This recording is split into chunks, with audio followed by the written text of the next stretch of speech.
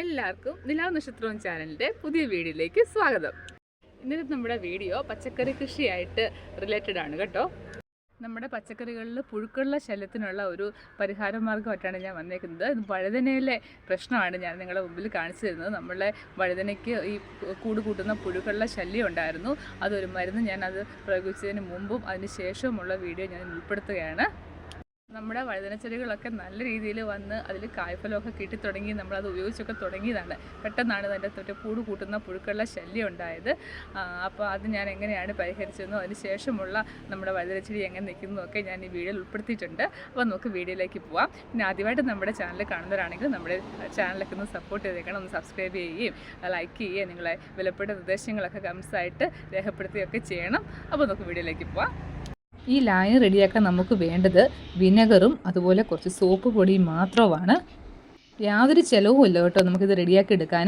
നമ്മൾ 1 ലിറ്റർ വെള്ളത്തിലേക്ക് 2 teaspoon വിനെഗറും 1 spoon നമ്മുടെ സോപ്പ് പൊടിയും കൂടി ഇട്ട് നന്നായിട്ടൊന്ന് ഇളക്കി കൊടുക്കണം.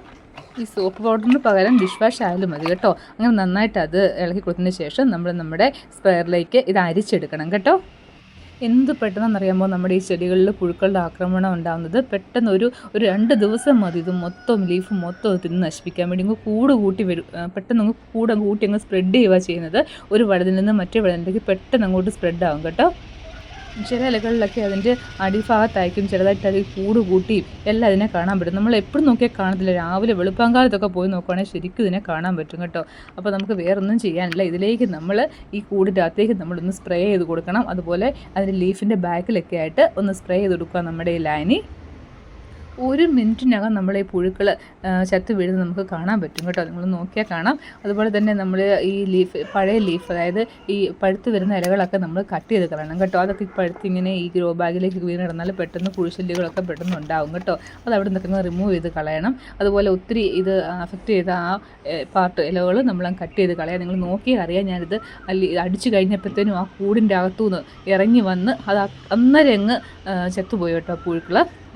എല്ലാത്തിൻ്റെ അകത്തും മിക്ക അവിടെ തന്നെയും ഉണ്ടായിരുന്നു കേട്ടോ. ഇങ്ങനെ അതങ്ങനെ ചത്തുപോയി. നേരത്തെ നമ്മുടെ വീഡിയോ കണ്ട് നമ്മുടെ ചാനൽ സബ്സ്ക്രൈബ് ചെയ്തവർക്ക് വേണ്ടിയുള്ള അപ്ഡേഷനാണ് കേട്ടോ ഇത്.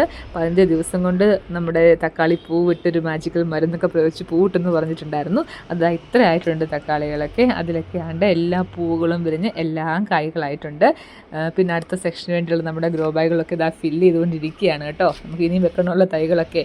പിന്നെ നമ്മുടെ തക്കാളികളൊക്കെ ഇതാ ഇത്രയും പഴുത്തൊക്കെ വിളവെടുപ്പിനൊക്കെ പാവമായി വരുവാണ് കേട്ടോ. ഇത്രയൊക്കെ പഴുത്തിട്ടുണ്ട്. ഇതാ എല്ലാ പൂവുകളിലും കൊലകൊലയായിട്ട് കായ്ക്കൾ പിടിച്ച് കിടക്കുന്ന കാണാം. പഴുത്ത് വരുന്നു, ഇനി മൊട്ട് പൂ ഉണ്ടാവുന്നു, അതിൽ പൂ വിരിഞ്ഞ് കായ്ക്കൾ നിൽക്കുന്നത് എല്ലാ സെക്ഷനായിട്ട് ഉണ്ട്. പിന്നെ നമ്മൾ ഇതിൽ നിന്ന് സക്കർ എടുത്ത് വെച്ചൊരു വീഡിയോ ചെയ്തിട്ടുണ്ടായിരുന്നു. അതും ആ പൂ സക്കർ എന്നുള്ള ആ മൊട്ട് വിരിഞ്ഞ് പൂവായിട്ടുണ്ട്. അതുകൊണ്ട് ഒരു ഫിംഗറിൻ്റെ അത്രയേ ഉള്ളൂ നമ്മുടെ തൈ. പക്ഷേ അതുകൊണ്ട് പൂ വിരിഞ്ഞ് നിന്നിട്ടുണ്ട് കേട്ടോ. ഇനി ഇത് കായാവുന്നവിടെ വെയിറ്റിംഗ് ആണ്.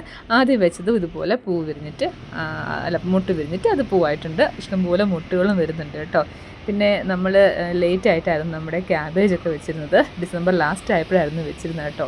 അതും സക്സസ് ആവുമോ നടത്തില്ലായിരുന്നു. പക്ഷേ അതും ഇതാ ഇത്രയും നല്ല ഭംഗിയായിട്ട് വരുന്നുണ്ട് കേട്ടോ. ഇത്രയും വെയിലത്തായപ്പോലും നന്നായിട്ട് അതും വരുന്നുണ്ട്. നമ്മൾ ആ മരുന്ന് പ്രയോഗിച്ചതിന് ശേഷം നോക്കി ഇതിൻ്റെ അകത്ത് ആ കൂട് കൂട്ടിയിരുന്ന പുഴുക്കളൊക്കെ ചത്തുപോയെന്ന് മാത്രമല്ല, അതിനകത്ത് വേറെ ശല്യങ്ങളൊന്നും ഉണ്ടായിട്ടില്ല.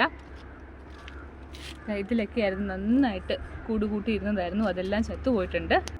പുതിയതായിട്ട് വന്ന നാമ്പിലൊന്നും നമ്മുടെ പുഴുശല്യം ഒന്നും വന്നിട്ടില്ല കേട്ടോ. ഇത് നേരത്തെ ഉണ്ടായിരുന്നതായിരുന്നു കണ്ടോ. ഇത് ഞാൻ കുറച്ച് ലീഫൊക്കെ അടിയിൽ കട്ട് ചെയ്ത് കളഞ്ഞായിരുന്നു. ഇത് ഞാൻ കട്ട് ചെയ്ത് കളഞ്ഞിട്ടില്ലായിരുന്നല്ലോ.